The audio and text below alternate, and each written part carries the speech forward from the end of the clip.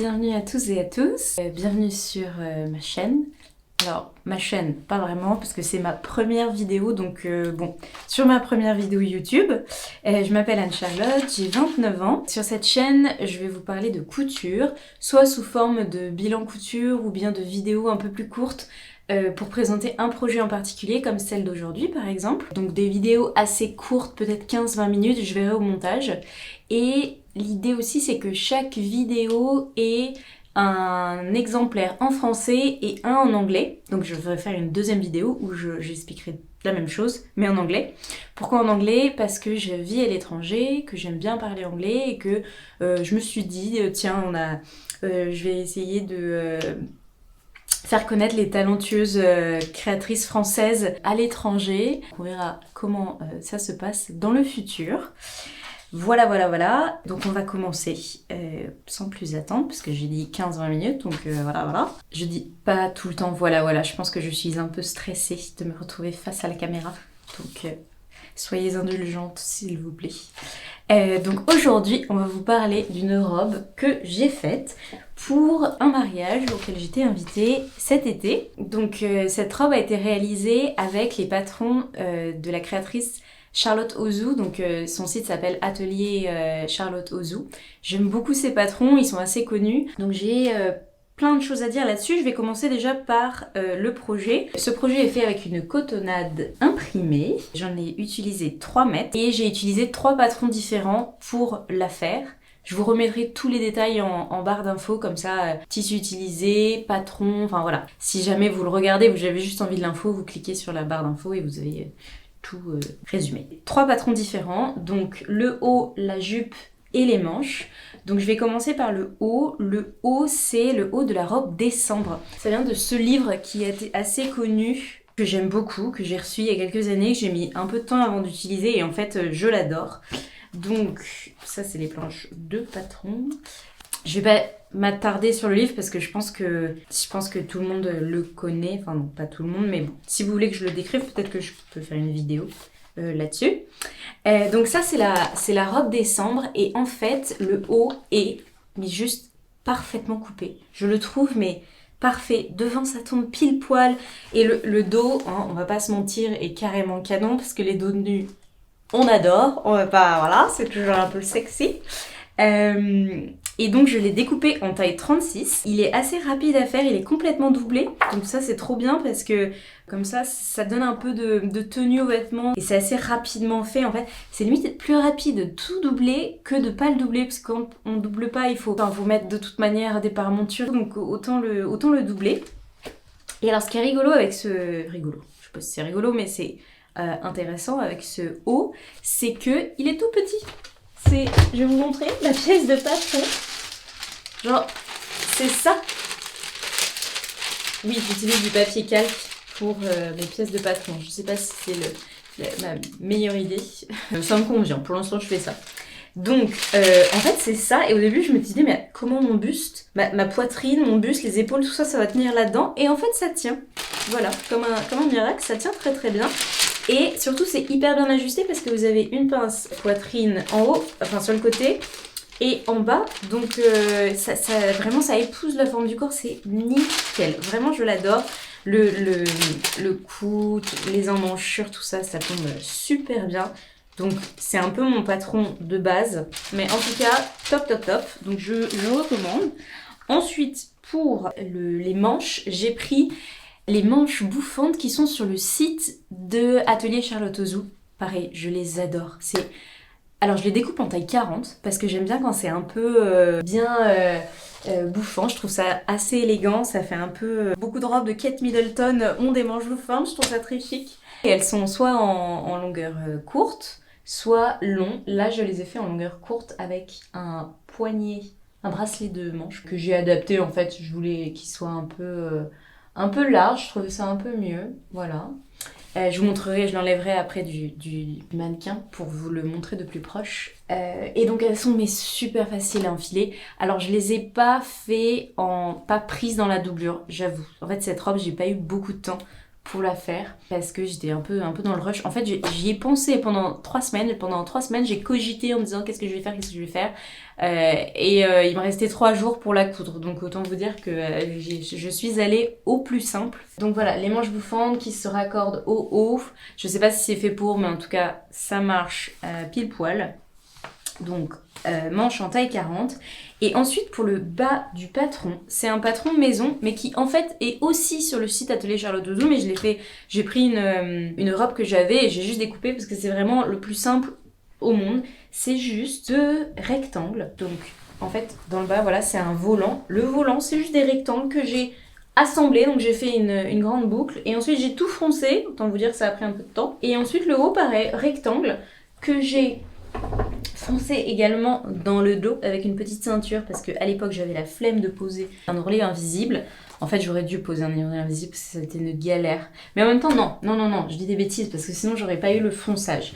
Et on pourrait se dire que ça donne beaucoup de volume dans le dos, mais en fait pas tellement. Ça tombe bien. Au final ça tombe bien, mais j'ai eu quelques galères. Je vous le raconterai juste après. Je finis sur ce patron donc, et j'ai rajouté des pinces en fait ici et ici juste pour, j'ai fait vraiment mais au pif juste pour que ça fit au niveau de ma taille. J'ai un peu, allez, j'avais pas le temps, regarde je mesure, ok je couds une pince, je couds une autre pince, voilà c'était vraiment fait rapidement. Mais au final peut-être que c'est le motif qui fait qu'on ne voit rien. Parce qu'elles sont pas tout à fait alignées mes pinces, mais avec le motif, ça passe très bien. Ah oui, au niveau du haut, en fait, dans le patron de la robe décembre, je reprends mon petit livre, c'est mon stylo qui est tombé. En fait, c'est des boutons ici, mais j'avais pas envie de faire des boutons, enfin un bouton, et j'ai fait un petit nœud que j'aime beaucoup. Voilà, j'ai juste en fait... au lieu de mettre un bouton, j'ai juste fait 2 liens que j'ai coupés en biais au bout. Je les ai prises en sandwich au moment de coudre le haut et je trouve ça tellement plus pratique parce qu'en fait, vous n'avez pas trop besoin de mesurer et c'est facile à enfiler, ça rajoute un petit truc, je trouve. Donc c'était pas mal, j'étais assez contente de cette idée. Les patrons tournent toujours super bien. J'en ai pas essayé plein, mais ceux que j'ai essayés, en tout cas dans le livre, je trouve qu'ils tombent bien, sauf les manches. Les manches du livre, une catastrophe. Je sais pas si je me trompe, si j'oublie les marges de couture, ou je sais pas ce que je fais, mais les manches de ce livre, pas convaincue, pas pour l'instant en tout cas, donc je sais pas, faut que je réessaye, mais dans une deuxième robe que je vous montrerai dans une autre vidéo, j'avais fait des manches, mais ça a été bref, c'est pas le sujet de la vidéo, j'arrête ici. Je vais enlever la robe du mannequin pour vous la montrer un peu plus en détail.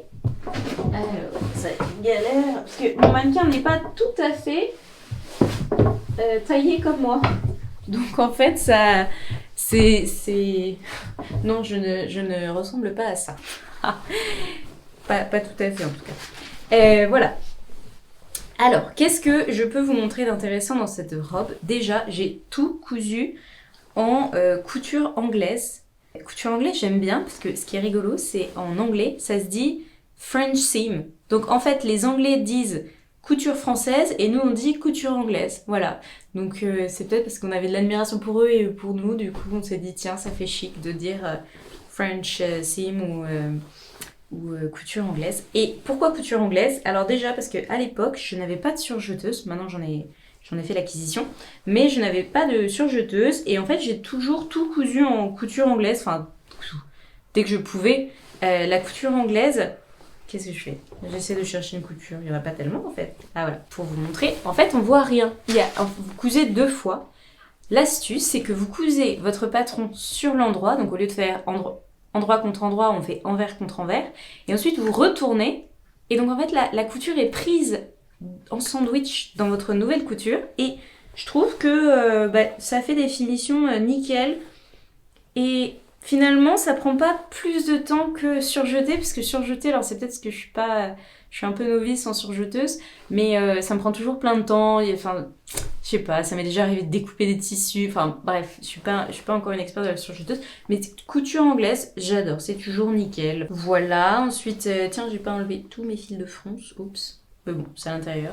Donc voilà, on voit que c'est bien foncé. Et en fait, je regrette pas d'avoir fait un grand volant parce que je trouve que...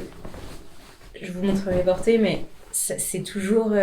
j'aime bien quand il y a du volume. Voilà, c'est vraiment un effet waouh pour un mariage.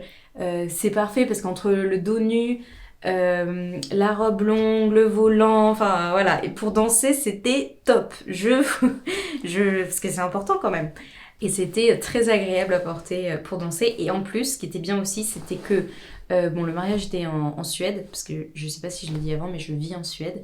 Et c'était, disons que même si au mois d'août, il faisait un peu frisqué, donc j'étais contente d'avoir une robe longue. Ensuite, mon carnet, il est là. J'ai utilisé que du fil blanc, parce que je n'avais pas de fil orange, et qu'en fait, comme toutes les coutures en fait sont soit anglaises, soit... le haut, voyez-vous, c'est un haut doublé, donc en fait c'est à l'intérieur, on ne voit rien, donc fil blanc impec. Dans la robe initiale, dans le patron initial de la robe décembre, il y a une ceinture, voyez-vous, ici. Et j'ai longtemps hésité parce qu'en soi, elle n'était pas indispensable, j'aurais pu carrément faire sans, mais ça affine un peu la taille, toujours ça de prix. Et c'était pratique, et aussi surtout en fait pour faire passer l'élastique. Ah oui, c'est ça que je voulais vous expliquer, la galère de l'élastique, mon dieu. Parce que en fait, je m'étais dit trop simple, je fais juste mes pinces et ensuite je froncerai ici. Mais en fait, une fois que j'avais fait mes pinces, parce que c'est pas du tout froncé devant, c'est juste des pinces, donc tout le volume de tissu arrivait derrière. Et au moment où j'ai posé l'élastique, en fait, c'était... Enfin, déjà de poser l'élastique, je trouve ça jamais facile. Vous savez, il faut étirer l'élastique, coudre en même temps. C'était un élastique assez fort. C'est une galère, j'ai décousu. Et il restait toujours, ça bâillait dans mon dos. En fait, il fallait que je fronce, mais un point... voilà, vous voyez, elles sont bien froncées. Et donc j'ai dû le refaire 3 fois parce que à chaque fois, en fait, il restait trop de place dans mon dos. Et je voulais vraiment que ça colle pour que ça soit joli. Maintenant, je pense que je vais l'enfiler pour vous montrer à quoi ça ressemble. Et puis, vous me direz si ça a été utile, toutes ces explications, ou si en fait ça ne sert à rien. Voilà, c'est un peu stressant la première vidéo, je trouve. On ne sait pas trop comment on va être reçu par le public. J'espère que ça aura été intéressant, que j'aurai donné assez de détails, ou si en fait il faut que je vous en donne plus. Je vais enfiler la robe et je vous montre ça.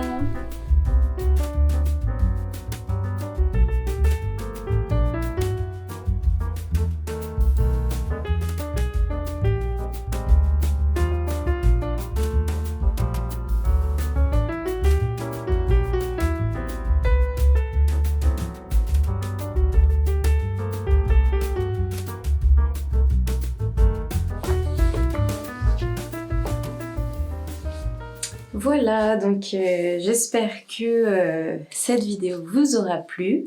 En tout cas, moi je suis mais tellement bien dans cette robe, elle est tellement agréable, je trouve, à porter, parce que j'ai de l'aisance avec les manches, et en même temps je suis bien, je sais pas soutenue, mais bien coukonnée.